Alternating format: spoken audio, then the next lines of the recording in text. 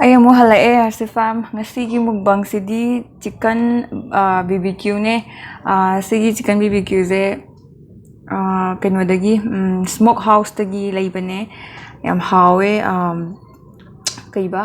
moi smoke house ze kano da laye kariba Sangai Pro ko airport road ki do adu da laibane sponsor to video natte laijabane sumaina hawbagi ko mo exam hawbagi kana tawbane atote item zu lay dus loi hawe dum khoi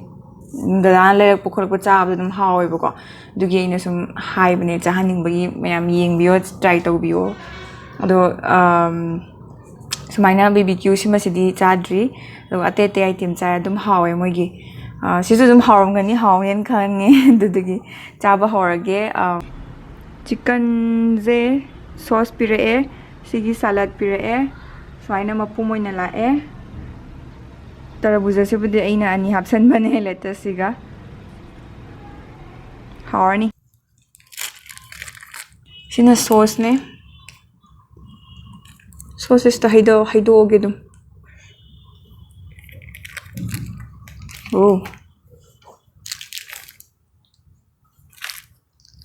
ngasi di ai je camera le number natiba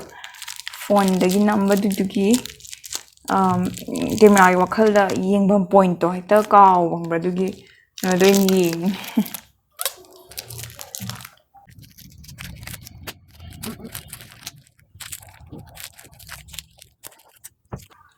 maje hangdok pa yadre duduna dum khangde sije minus da tai gadra so se yan tadre ai sidi ahan bani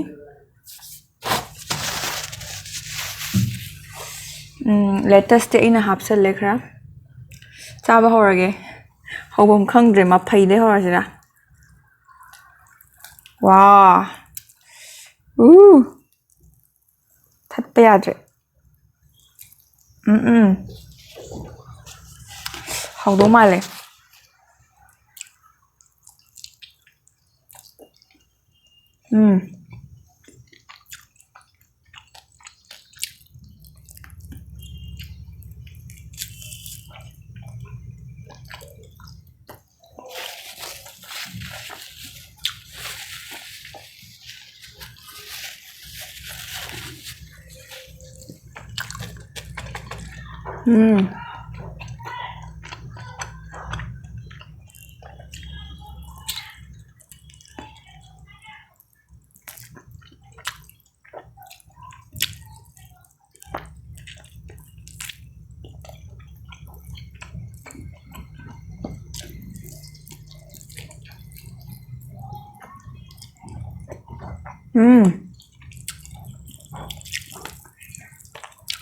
과함네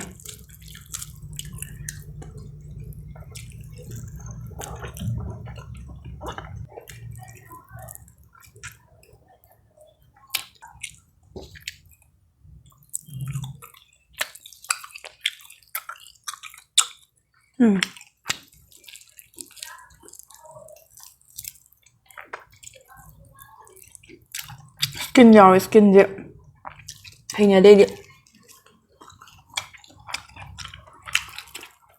mun si restaurant ko manungi thim do ko yi cowboy gi tap to ibu ko adu yam phajay koi Mysore da zu ama dumaina cowboy gi tap to bam lei bu hambra double barrel adu ningjang e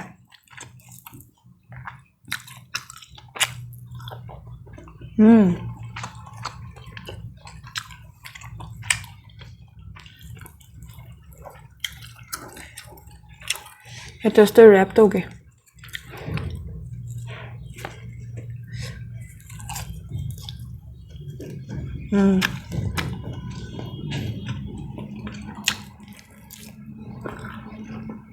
hawa Asli fam ai kaino je sai namam ba kaino do storage full orak padagi amu camera dong on thoe ngo maram tatle ai yen je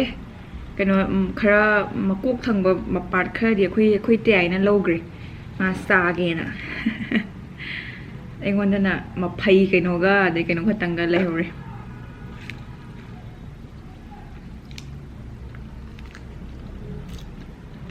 Cái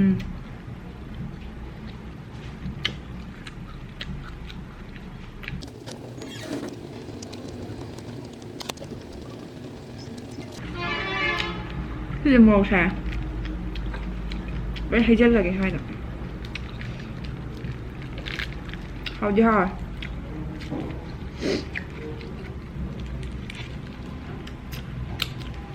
thế mà thấy chân là cái massage hay là cái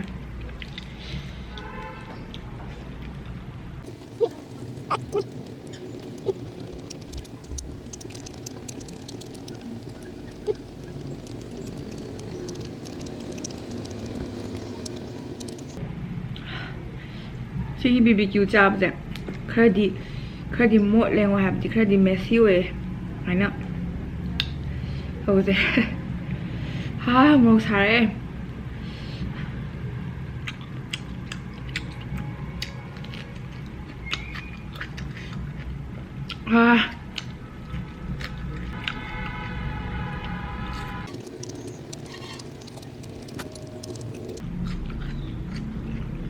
ꯃꯀꯨꯁꯦ ꯃꯀꯨ ꯄꯥꯝꯕ ꯀꯅꯥ ꯌꯥꯎꯋꯦ ꯃꯀꯨꯁꯦ ꯑꯩꯗꯤ ꯄꯥꯝꯗꯦ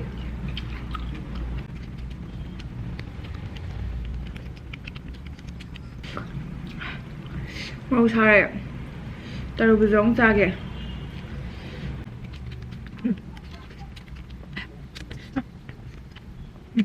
ꯊꯨꯝꯃꯦ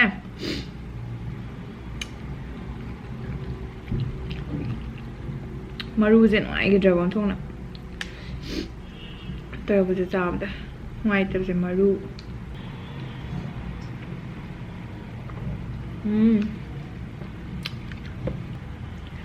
two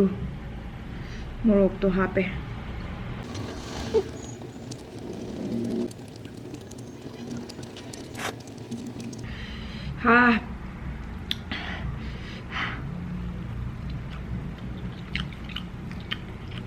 ꯃꯣꯁꯥ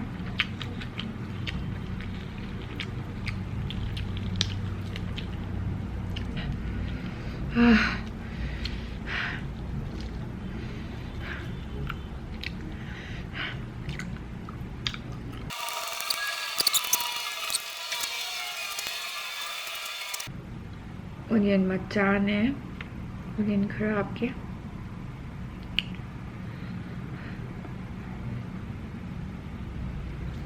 ꯑꯩ ꯃꯣꯔꯣꯛ ꯁꯥꯕꯅ ꯁꯤꯗꯧꯔꯦꯃꯤ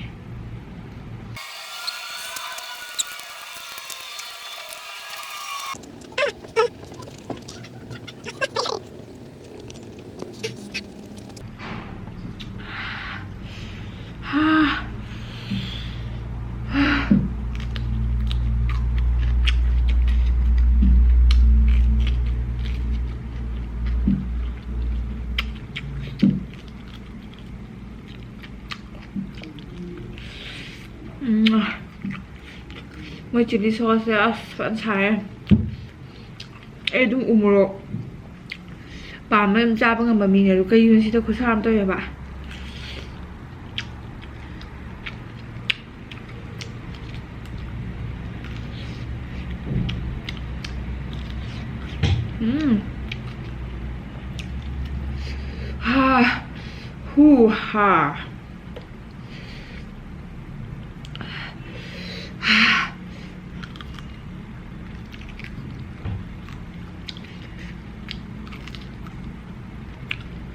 ꯊꯕꯤꯅ ꯄꯨꯛꯊꯔꯦ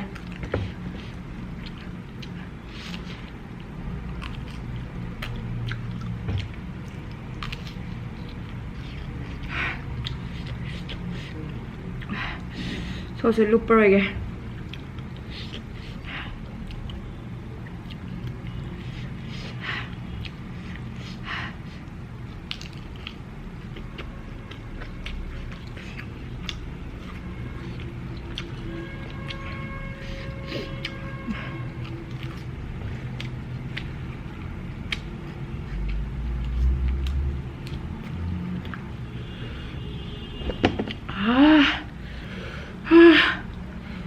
ngầm ra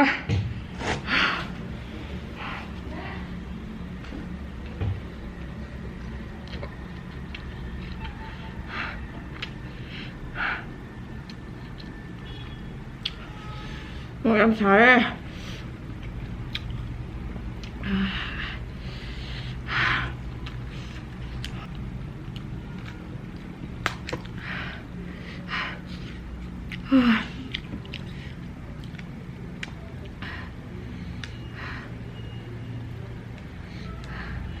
Tarbuza khá inge.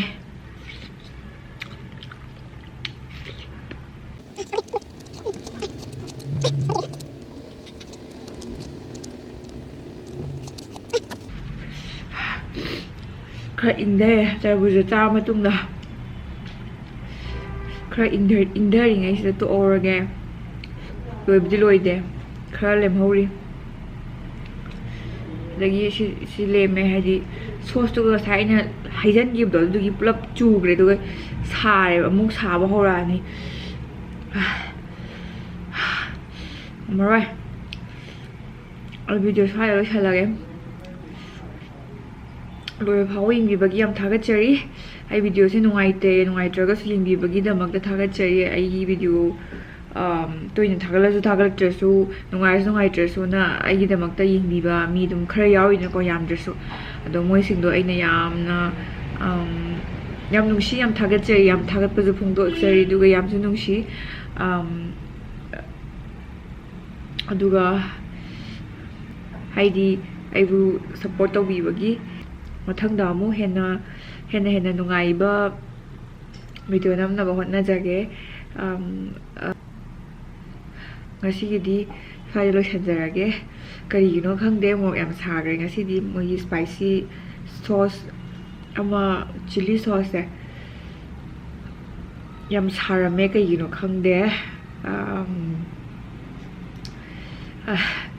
mathang video dong thengnarasi kainarasi bye bye mayam chekshin na lebiyo haujikan coronavirus